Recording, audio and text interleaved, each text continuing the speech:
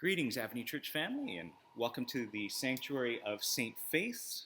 I just wanted to take a quick moment to explain to you something you've probably been hearing a lot now. Our hope and our prayer to move our worship gatherings into the sanctuary at the beginning of May sometime.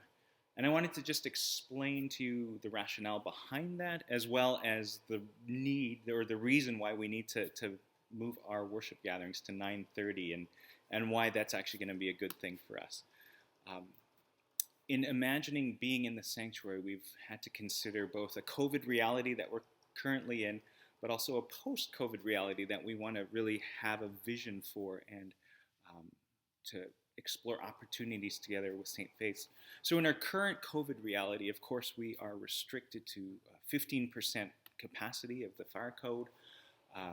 And so just very practically speaking, being in the sanctuary here will allow us to have more numbers, quite simply.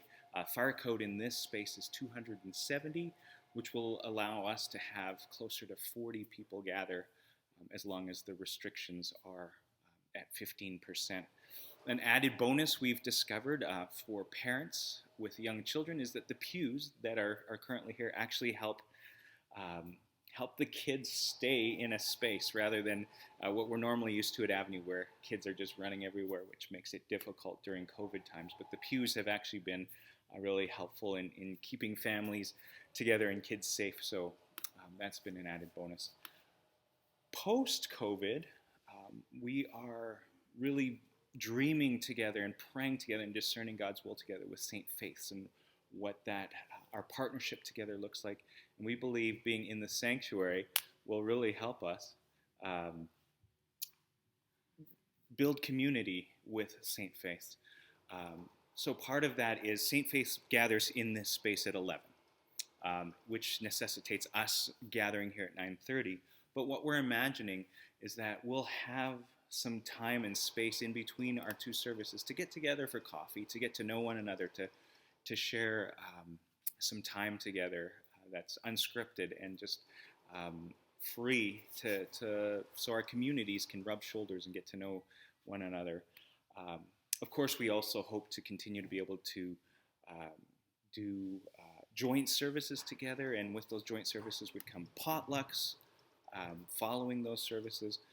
But just having the chance to rub shoulders and occupy the same space, I think, will really help us as we continue to seek God's common vision for us together. Post-COVID as well, we are discerning together with St. Faiths, reimagining what this sanctuary could look like. With all the pews removed, we're hoping that this space could not only facilitate what we like at Avenue around the tables again, but also during the week that this space could be a blessing for the community. It would be a space that would be usable and inviting for the entire community. Aesthetically, it's so beautiful in here. We're hoping to collaborate with Bleeding Heart Art Space in using this space, but also other community initiatives that could come into here. Post-COVID as well, we look forward to having our kids ministry again, and there are 2 kids education spaces in behind me here downstairs that are accessible through this space. Plus, we're reimagining again, without pews, having a dedicated, perhaps a toddler nursery type space that could be in here that would be open and accessible and great for families while still being able to participate in worship together. So I hope that gives you some vision for what is happening here and the reason for us looking at coming into the sanctuary, but also the reasons why a 9:30 start is necessary. And Lord willing, again, we'll be able to serve coffee very soon, so hopefully that helps you with your morning transition. And if you have any further questions, please don't hesitate to contact myself or Pastor Loretta.